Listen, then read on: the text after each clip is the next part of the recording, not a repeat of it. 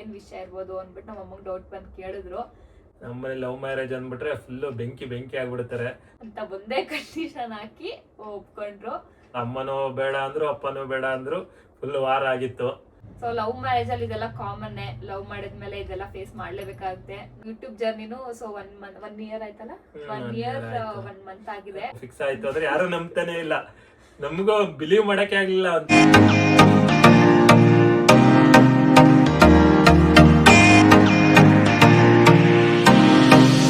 ಅವಾಗ ಸ್ವಲ್ಪ ನಮ್ಮ ಫ್ಯಾಮಿಲಿ ಜೊತೆ ಇವ್ರ ಬಾಂಡಿಂಗ್ ಆಯ್ತು. ಸೊ ಇವ್ರಿಗೆ ಏನ್ ಅನ್ಸಿತ್ತು ಆ ಮೂಮೆಂಟ್ ಅಲ್ಲಿ ಅಂತ ಕೇಳೋಣ ಇವಾಗ. ಅದೇ ಫ್ಯಾಮಿಲಿ ನಾರ್ಮಲ್ ಆಗಿ ನಮ್ಮ ಫ್ಯಾಮಿಲಿಗಳೆಲ್ಲ ಆ ತರ ಟ್ರೀಟ್ ಆಗ್ತಿತ್ತು. ಅದೇ ತರ ನಾನು ಯೂಶಲಿ ಯಾರ ಮನೆಗೂ ಹೋಗಲ್ಲ, ಸ್ವಲ್ಪ ಅಂಜಿಕೆ. ಹಾಗಾಗಿ ಇವರು ಅವ್ರ ಅಮ್ಮ ಎಲ್ಲ ಫೋರ್ಸ್ ಮಾಡಿ ಬನ್ನಿ ಬಾರಪ್ಪ ಮೇಲ್ ಬಾರಪ್ಪ ಅಂತೆಲ್ಲ ಕರೀತಿದ್ರು. ಇಲ್ಲ ಏನಾರ ಸ್ನಾಕ್ಸ್ ಗೀಕ್ಸ್ ಮಾಡ್ಕೊಡ್ತಿದ್ರು. ಅಂದರೆ ಯೂಶಲಿ ಯಾವಾಗಲೂ ಡೈಲಿ ಹೋಗ್ತಿರಲಿಲ್ಲ, ನನಗೆ ಯಾವಾಗ ಫ್ರೀ ಇತ್ತು ಆ ಥರ ಹೋಗ್ತಿದ್ದೆ. ನಮ್ಮ ಮನೇಲಿ ಸ್ವಲ್ಪ ಸ್ಟ್ರಿಕ್ಟ್ ಇದ್ರು, ಹಂಗಾಗಿ ಹೊರಗಡೆ ಅಷ್ಟೆಲ್ಲ ಹೋಗಿ ಇದು ಮಾಡ್ತಿದ್ರು. ಎಲ್ಲಿ ಹೋಗಿದ್ಯಾ ಅಂತೆಲ್ಲ ಕೇಳ್ತಿದ್ರು. ನಮ್ಮ ಅಮ್ಮಂಗೆ ಗೊತ್ತಿತ್ತು, ಹೇಳಿದ್ದೆ ಕಾರ್ ಕಳ್ಸ್ಕೊಡಕ್ಕೆ ಹೋಗ್ತಿದ್ದೀನಿ ಹಂಗೆ ಹಿಂಗೆ ಅಂತ. ಅದು ಏನು ಅಂದರೆ ಕೆಲ್ಸಕ್ಕೆ ಹೆಲ್ಪ್ ಮಾಡಿದ್ರಲ್ಲ ಅನ್ನಕ್ಕೋಸ್ಕರ ಬಿಡ್ತಿದ್ರು ನಮ್ಮ ಮನೇಲಿ. ಅದು ಹೇಳಿದೆ ಕೆಲ್ಸಕ್ಕೆ ಹೆಲ್ಪ್ ಮಾಡಿದ್ದಾರೆ ಹಂಗಾಗಿ ಹೋಗ್ತೀನಿ ಕಳ್ಸ್ಕೊಡ್ತೀನಿ ಅಂತೆಲ್ಲ ಹೇಳಿದ್ದೆ, ಹಂಗಾಗಿ ಬಿಡ್ತಿದ್ರು. ಆಮೇಲೆ ವರ್ಕ್ ಫ್ರಮ್ ಹೋಮ್ ಎಲ್ಲ ಆಲ್ಮೋಸ್ಟ್ ಕಂಪ್ನೀಸ್ ಎಲ್ಲ ಸ್ಟಾರ್ಟ್ ಆಗಕ್ಕೆ ಆಯ್ತು. ಆಮೇಲೆ ನಾನು ಕಂಪ್ನಿಗೆ ಹೋಗ್ಬೇಕಾಗಿತ್ತು, ಇವ್ರಿಗೂ ಅಷ್ಟರಲ್ಲೇ ಕಾಲ್ ಆಯ್ತು. ಆಮೇಲೆ ಹಿಂಗೇನೆ ಡಿಸ್ಕಸ್ ಮಾಡ್ಕೊಂಡು ಒಂದಿನ ಬಂದ್ವಿ ಬ್ಯಾಂಗ್ಳೂರಿಗೆ. ಬಂದು ಹಂಗೆ ಸುಮ್ಮನೆ ಗೋ ಬೌಲಿಂಗ್ ಆಡೋಣ ಅಂದ್ಬಿಟ್ಟು ಮಾಲಿಗೆ ಹೋದ್ವಿ. ಸೊ ಅಲ್ಲಿ ಎಕ್ಸ್ಪ್ರೆಸ್ ಮಾಡ್ಕೊಂಡ್ವಿ, ಇಬ್ರಲ್ಲಿ ಒಬ್ರು ಎಕ್ಸ್ಪ್ರೆಸ್ ಮಾಡ್ಕೊಂಡ್ವಿ. ಅದ್ ಯಾರು ಅಂತ ನೀವೇ ಗೆಸ್ ಮಾಡ್ಬೇಕು. ಇದೊಂದು ಪಾರ್ಟ್ ಮಾತ್ರ ಸಸ್ಪೆನ್ಸ್ ಆಗಿಟ್ಟು ನಿಮಗೆ ಹೇಗೆ ಬಿಡ್ತಾ ಇದೀವಿ. ಸೊ ನೀವೇ ಗೆಸ್ ಮಾಡಿ ಕಮೆಂಟ್ ಮಾಡಿ. ಜಾಸ್ತಿ ಕಮೆಂಟ್ ಬಂದ್ರೆ ನೆಕ್ಸ್ಟ್ ಬ್ಲಾಗ್ ಅಲ್ಲಿ ಹೇಳ್ತೀನಿ, ಯಾವ್ದಾದ್ರು ಬ್ಲಾಗ್ ಅಲ್ಲಿ ಇನ್ಕ್ಲೂಡ್ ಮಾಡ್ತೀನಿ. ಸೊ ನಿಮ್ನ ಕಮೆಂಟಿಗೋಸ್ಕರ ಕಾಯ್ತಾ ಇರ್ತೀನಿ, ನೋಡೋಣ ಯಾರ್ಯಾರು ಕರೆಕ್ಟ್ ಆಗಿ ಗೆಸ್ ಮಾಡ್ತೀರಾ ಅಂತ. ನಮ್ಮ ಹುಡುಗರು ಪಳ್ಳ ಕಮೆಂಟ್ ಮಾಡ್ಬಿಡಿ. ಇವ್ರ ಫ್ರೆಂಡ್ಸ್ ಗೊತ್ತಿರೋರು ಯಾರು ಕಮೆಂಟ್ ಮಾಡ್ಬಿಡಿ, ನೋಡೋಣ ಯಾರು ಮಾಡ್ತಾರೆ ಅಂತ ಕರೆಕ್ಟ್ ಆಗಿ. ಅಲ್ಲಿಂದ ನಮ್ಮ ಜರ್ನಿ ಸ್ಟಾರ್ಟ್ ಆಯ್ತು. ಅಲ್ಲಿಂದ ನಮ್ಮ ಲವ್ ಸ್ಟೋರಿ ಜರ್ನಿ ಸ್ಟಾರ್ಟ್ ಆಯ್ತು. ಆಮೇಲೆ ನಾವು ಎಲ್ಲಾರು ಸ್ವಲ್ಪ ಲಾಂಗ್ ಹೋಗ್ಬೇಕು ಅಂದ್ರೆ ಬರ್ತಾ ಇದ್ರು ಜೊತೆಗೆ. ಹಂಗೆ ನಮ್ಮ ಫ್ಯಾಮಿಲಿಗೂ ಸ್ವಲ್ಪ ಎಲ್ಲ ಗೊತ್ತಾಯ್ತು ವಿಷಯ ಹಿಂಗೆ ಅನ್ಬಿಟ್ಟು. ಅವ್ರ ಅಮ್ಮಂಗ್ ಗೊತ್ತಿರ್ಲಿಲ್ಲ, ಯಾರಿಗೂ ಹೇಳಿರ್ಲಿಲ್ಲ. ಫ್ಯಾಮಿಲಿ ಹಿಂಗ ಹುಡುಗ ಯಾರಾದ್ರೂ ಯೂಶಲಿ ಕರ್ಕೊಂಡ್ ಬರ್ತಿದ್ರೆ ಡೌಟ್ ಬಂದೇ ಬರುತ್ತಲ್ಲ ಫ್ಯಾಮಿಲಿ ಕರ್ಕೊಂಡ್ ಬಂದ್ರೆ. ಹಂಗಾಗಿ ಇವ್ರ ಅಮ್ಮಂಗ್ ಡೌಟ್ ಬಂದು ಕೇಳ್ಬಿಟ್ಟಿದೆ ಇವ್ರನ್ನ. ಅಂಡ್ ಇದುವರೆಗೂ ನಾನ್ ಯಾವ ಹುಡ್ಗರ್ನು ಆತರ ಮನೆಗೆಲ್ಲ ಕರ್ಕೊಂಡ್ ಬಂದಿರ್ಲಿಲ್ಲ. ಫ್ರೆಂಡ್ಸು ಇರ್ಲಿಲ್ಲ ನನಗೆ ಅಷ್ಟು ಕ್ಲೋಸು. ಸೊ ಇವ್ರೇನೆ ಫಸ್ಟ್ ಬಂದಿದ್ದು ಮನೆಗೆ. ಹಂಗಾಗಿ ನಮ್ಮ ಅಮ್ಮಂಗ್ ಸ್ವಲ್ಪ ಡೌಟ್ ಬಂತು, ಇಷ್ಟೊಂದು ಎಲ್ಲ ಕ್ಲೋಸ್ ಆಗಿದ್ದಾರಲ್ಲ, ಮನೆಗೆಲ್ಲ ಕರ್ಕೊಂಡ್ ಬಂದಿದ್ದಾಳೆ, ಕಾರ್ ಡ್ರೈವಿಂಗ್ ಎಲ್ಲ ಹೇಳ್ಕೊಟ್ಟಿದ್ದಾರೆ, ಏನ್ ವಿಷಯ ಇರ್ಬೋದು ಅಂದ್ಬಿಟ್ಟು ನಮ್ಮ ಅಮ್ಮಂಗ್ ಡೌಟ್ ಬಂದು ಕೇಳಿದ್ರು. ನಾನು ಅವಾಗ ಏನಿಲ್ಲ ಅಂತ ಕಗೆಯಾರ್ಸಿದ್ದೆ. ಅದಾದ್ಮೇಲೆ ಮತ್ತೆ ಸ್ವಲ್ಪ ದಿನ ಆದ್ಮೇಲೆ ಅದೇ ಸೇಮ್ ಕ್ವಶನ್ ಬಂತು. ಸೊ ಅವಾಗ ಮತ್ತೇನ್ ತಪ್ಪಿಸ್ಕೊಳಕ್ ಆಗಲ್ಲ ಅಂದ್ಬಿಟ್ಟು ಎಲ್ಲ ಹೇಳ್ದೆ ಅಮ್ಮಂಗೆ. ಅಮ್ಮ ಹೇಳಿದ್ ಒಂದೇ ಮಾತು, ನಿನ್ ಲೈಫು ನಿಮ್ಮಿಷ್ಟ, ಮುಂದೆ ಜೀವನ ಮಾಡೋರು ನೀವು, ಮುಂದೆ ಏನಕ್ಕೂ ನಮ್ಮನ್ನ ಬ್ಲೇಮ್ ಮಾಡಂಗಿಲ್ಲ ಅಂತ ಒಂದೇ ಕಂಡೀಷನ್ ಹಾಕಿ ಒಪ್ಕೊಂಡ್ರು. ಸೊ ಅದಕ್ಕೆ ಅಷ್ಟೇ, ಮನೇಲಿ ಒಪ್ಕೊಂಡ್ಬಿಟ್ರು ಬೇಗ. ಇವ್ರ ಮನೆದೆ ಸ್ವಲ್ಪ ಇವ್ರ ಮನೇಲಿ ಹೆಂಗೋ ಈಸಿಯಾಗಿ ಒಪ್ಕೊಂಡ್ರು. ನಮ್ಮ ಮನೇಲಿ ಅಂದ್ರೆ ನಮ್ಮ ಅಪ್ಪ ಸ್ವಲ್ಪ ಸ್ಟ್ರಿಕ್ಟ್ ಇದಾರೆ, ಯಾವುದೇ ಕಾರಣಕ್ಕೆ ಒಪ್ತಾ ಇರ್ಲಿಲ್ಲ. ನಾನು ಮುಂಚೆನೆ ಹೇಳಿದ್ದೆ ಅದೇ ಕಾರಣಕ್ಕೆ ಒಪ್ಪಲ್ಲ ಅಂತ. ನಮ್ಮನೇಲಿ ಲವ್ ಮ್ಯಾರೇಜ್ ಅಂದ್ಬಿಟ್ರೆ ಫುಲ್ಲು ಬೆಂಕಿ ಆಗ್ಬಿಡ್ತಾರೆ. ಹಂಗಾಗಿ ನಾನು ಕೆರಿಯರ್ ಸ್ವಲ್ಪ ಗ್ರೋತ್ ಆಗಿ ಆಮೇಲೆ ಅಪ್ರೋಚ್ ಮಾಡೋಣ ಮನೇಲಿ ಅಂದ್ಬಿಟ್ಟು ಟೈಮ್ ತಗೊಂಡಿದ್ದೆ. ಈಗಲೇ ಬೇಡ ಮನೇಲಿ ಹೇಳಲ್ಲ ಅಂದ್ಬಿಟ್ಟು ಸ್ವಲ್ಪ ಟೈಮ್ ಆಗಿತ್ತು. ಅವ್ರ ಮನೇಲಿ ಸ್ವಲ್ಪ ಅರಕ್ಕನ ಮ್ಯಾರೇಜ್ ಎಲ್ಲ ಫಿಕ್ಸ್ ಆಯಿತು. ಹಾಗಾಗಿ ಅವ್ರ ಅಮ್ಮ ಸೈಲೆಂಟ್ ಆಗಿದ್ರು. ಅದಾದ್ಮೇಲಿಂದ ಅವ್ರ ಮದುವೆಯಲ್ಲಿ ಸ್ವಲ್ಪ ಓಡಾಡೋಕ್ಕೆ ಬ್ಯುಸಿ ಆಗೋದ್ರು. ನಮ್ಮಮ್ಮಂಗ್ ಏನ್ ಭಯ ಅಂದ್ರೆ ನಮ್ಮ ಫ್ಯಾಮಿಲಿ ಎಲ್ಲ ಗೊತ್ತಾಗ್ಬಿಟ್ಟಿದೆ, ಅವ್ರ ಮನೇಲಿ ಒಪ್ಕೊಳ್ಳಿಲ್ಲ ಅಂದ್ರೆ ಏನಪ್ಪಾ ಮಾಡೋದು ಅಂದ್ಬಿಟ್ಟು ನಮ್ಮಮ್ಮಂಗ್ ಸ್ವಲ್ಪ ಟೆನ್ಷನ್ ಸ್ಟಾರ್ಟ್ ಆಯ್ತು. ಸೊ ಹಂಗಾಗಿ ನಮ್ಮಮ್ಮ ಸಂದುನು ಹೇಳೋರು ಮನೇಲಿ ಹೇಳಪ್ಪ ಅಂತ. ಹಂಗಾಗಿ ಇವ್ರು ಅಷ್ಟು ತಲೆಗೆ ಹಾಕೋತಿರ್ಲಿಲ್ಲ. ಊರಿಗಂದ್ರೆ ಭಯ, ಮನೇಲಿ ಹೇಳಕ್ಕೆ. ನಮ್ಮಮ್ಮಂಗೆ ಹೇಳ್ತಿಲ್ಲ ಅನ್ನೋ ಭಯ. ನಾನ್ ಮಧ್ಯದಲ್ಲಿ ಈ ಕಡೆ ಇವ್ರಿಗೂ ಹೇಳಕ್ ಆಗ್ತಿಲ್ಲ, ನಮ್ಮಮ್ಮಗೂ ಕನ್ವಿನ್ಸ್ ಮಾಡಕ್ ಆಗ್ತಿರ್ಲಿಲ್ಲ. ಮಧ್ಯದಲ್ಲಿ ಫುಲ್ ಸ್ಟ್ರಕ್ ಆಗ್ಬಿಟ್ಟಿದೆ ನಾನು. ಅದಾದ್ಮೇಲೆ ಫೈನಲಿ ನಮ್ಮ ಅಕ್ಕನ ಮದ್ವೆ ಎಲ್ಲ ಫುಲ್ ಫಿಕ್ಸ್ ಆಗಿ ಇನ್ನೇನ್ ಇವ್ರ ಮನೆಗೆ ಕರಿಬೇಕು, ಆವಾಗ ಇವ್ರು ಸ್ಟಾರ್ಟ್ ಆಯ್ತು. ಕ್ರಿಟಿಕಲ್ ಸಿಚುವೇಶನ್ ಆಗ್ಲಿಂದ ಸ್ಟಾರ್ಟ್ ಆಯ್ತು. ಏನ್ ಮಾಡೋದು ಏನ್ ಮಾಡೋದು ಅಂದ್ಬಿಟ್ಟು ತಲೆಯೆಲ್ಲ ಓಡಿಸ್ತಿದ್ದೆ. ನಮ್ಮ ಮಾವನ್ ಕಡೆಯಿಂದ ಸ್ವಲ್ಪ ಅಪ್ರೋಚ್ ಮಾಡಿಸ್ದೆ. ಲವ್ ಮ್ಯಾರೇಜ್ ಅಂತ ಹೇಳಿಸ್ತಿಲ್ಲ, ಹಿಂಗೆ ಗೊತ್ತಿರೋ ಹುಡುಗಿ ಅಂತ ಅಪ್ರೋಚ್ ಮಾಡಿಸ್ದೆ. ನಾನು ಮುಂಚೆ ಒಂದ್ಸಲ ತೋರಿಸಿದ್ದೆ ಮ್ಯಾರೇಜಲ್ಲಿ, ನಮ್ಮ ಫ್ರೆಂಡ್ ಮ್ಯಾರೇಜಲ್ಲಿ, ಅವರ ಫ್ರೆಂಡ್ ಸಿಸ್ಟರ್ ಮ್ಯಾರೇಜಲ್ಲಿ ತೋರಿಸ್ಬಿಟ್ಟಿದ್ದೆ. ಅಪ್ಪ ಆವಾಗಲೇ ನೋಡ್ಬಿಟ್ಟಿದ್ರು, ಅದೇ ಹುಡುಗಿ ಫೋಟೋ ಕಳಿಸಿದ್ದೇನೆ ಅಂದ್ಬಿಟ್ಟು ಫುಲ್ ಅವತ್ತಿನ ದಿನ ಫುಲ್ಲು ಜಗಳ ಮನೇಲಿ. ಲವ್ ಮ್ಯಾರೇಜ್ ಬೇಡ ಅಂತ ಹೇಳಿದ್ರು, ಗೊತ್ತಿದ್ರು ಲವ್ ಮಾಡಿದಾನೆ, ಬೇಡ ಅಂದ್ಬಿಟ್ಟು ಯಾವುದೇ ಕಾರಣಕ್ಕೂ ಒಪ್ಕೊಳ್ಳಲ್ಲ. ಅಮ್ಮನೂ ಬೇಡ ಅಂದ್ರು, ಅಪ್ಪನೂ ಬೇಡ ಅಂದ್ರು. ಫುಲ್ ವಾರ ಆಗಿತ್ತು. ನಮ್ಮ ಮಾವ ವೆಯ್ಟ್ ಮಾಡು, ಇನ್ನು ಸ್ವಲ್ಪ ಈಗ ತಾನೇ ಗೊತ್ತಾಗಿದೆಯಲ್ಲ, ಟೈಮ್ ತಗೊಳ್ಳಿ ಅವ್ರಿಗೂ ಅಂತ ಹೇಳಿದ್ರು. ನಾನು ಇವ್ರಿಗೆಲ್ಲ ಹೇಳಿದ್ದು, ಇವಳು ಫುಲ್ ಗಾಬರಿ ಒಪ್ಪಲ್ಲ ಅಂದ್ಬಿಟ್ಟು. ಆಮೇಲೆ ಇವ್ರಮ್ಮ ಸ್ವಲ್ಪ ಪರವಾಗಿರ್ಲಿಲ್ಲ. ಆಮೇಲೆ ನಮ್ಮ ಅಕ್ಕನ ಮದ್ವೆ ಬಂತು, ಇನ್ನೇನು ಇವ್ರ ಫ್ಯಾಮಿಲಿಗೂ ಕರ್ದಿದ್ವಿ. ಸ್ವಲ್ಪ ಅಮ್ಮಂಗೆ ಮಾತಾಡಿ ಕನ್ವಿನ್ಸ್ ಮಾಡಿ, ಈಗೆಲ್ಲ ಗೊತ್ತಲ್ಲ, ಯೂಶುವಲಿ ಲವ್ ಮ್ಯಾರೇಜ್ ಆದ್ರೆ ಡೈವರ್ಸ್ ಆಗೋದು ಆ ಥರ ಎಲ್ಲ ಪ್ರಾಬ್ಲಮ್ ಆಗ್ತಿರುತ್ತಲ್ಲ.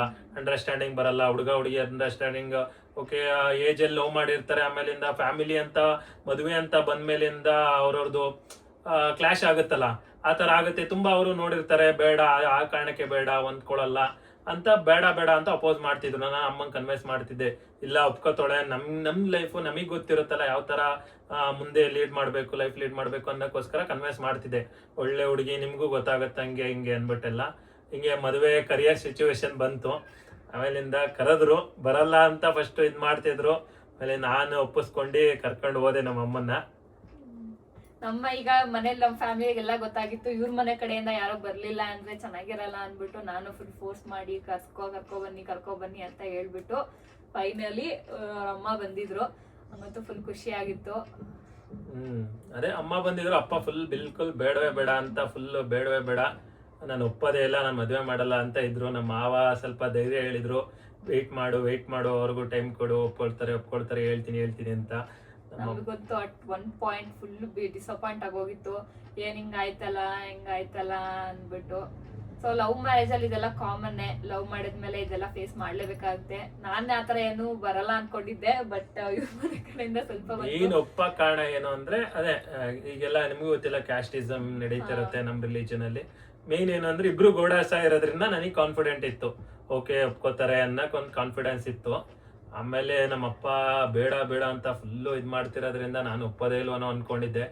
ಮಾವ ತುಂಬಾನೇ ಹೆಲ್ಪ್ ಮಾಡಿದ್ರು, ಅವ್ರ ಕಡೆಯಿಂದನೇ ಆಗಿದೆ, ಇಬ್ರಿಗೂ ಸಪೋರ್ಟ್ ಮಾಡಿದ್ರು.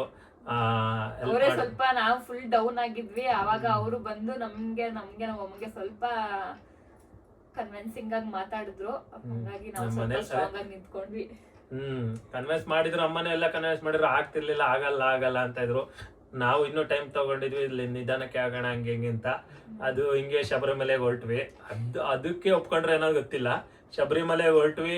ಎಲ್ಲ ನಮ್ಮ ಅಪ್ಪನ ಬಂದಿದ್ರು, ಫ್ರೆಂಡ್ಸ್ ಎಲ್ಲ ಬಂದಿದ್ರು. ನಿಮ್ಗೆ ಗೊತ್ತಲ್ಲ, ನಮ್ಮ ಫ್ರೆಂಡ್ಸ್ ಎಲ್ಲ ಶಬರಿಮಲೆಯಲ್ಲೆಲ್ಲ ಕಾಲ್ ಬಂದ್ರೆ ಎಲ್ಲ ರೇಗಿಸ್ತಿದ್ರು. ಮಾಳಿಕಾಪುರದಮ್ಮ ಅಂತ ಒಂದ್ ಇದಿರುತ್ತೆ ಶಬರಿಮಲೆ, ನಿಮ್ಗೆ ಗೊತ್ತಿರುತ್ತೆ ಹೋಗಿದ್ರೆ. ಅದನ್ನ ಡೈರೆಕ್ಟ್ ಆಗಿ ಹುಡುಗಿ ಅಂತ ಹೇಳಂಗಿಲ್ಲ, ಮಾಳಿಕಾಪುರದಮ್ಮ ಅಂತ ರೇಗಿಸ್ತಿದ್ರು. ನಮ್ಮ ಅಪ್ಪ ಅಲ್ಲೇ ಕೂತಿದ್ರು, ಆದ್ರೂ ಸುಮ್ನಿರೋ ಅಂದ್ರೆ ಕೇಳ್ತಿರ್ಲಿಲ್ಲ. ತುಂಬಾನೇ ಎಲ್ಲ ರೇಸಾಗಿ ಸ್ಟಾರ್ಟ್ ಮಾಡಿದ್ರು. ಅದಾದ್ಮೇಲಿಂದ ಬಂದು ಶಬರಿಮಲೆಯಿಂದ ಬಂದ್ ನೆಕ್ಸ್ಟ್ ಏನೇನೆ ಅಪ್ಪ ನಾನು ಮದುವೆ ಮಾಡ್ತೀನಿ, ನಾವು ನೆಕ್ಸ್ಟ್ ಇಯರ್ ಆಗೋಣ, ಯಾವಾಗ 2026 ಅಲ್ಲಿ ಆಗಬೇಕು ಅನ್ಕೊಂಡು, ಈ ವರ್ಷ ಆಗ್ಬೇಕು ಅನ್ಕೊಂಡಿದ್ದು. ಬಟ್ ನಮ್ಮ ಅಪ್ಪ ಮಾರ್ಚ್ ಫೆಬ್ರವರಿಗೆ ಹೋಗಿದ್ದು ಶಬರಿಮಲೆಗೆ.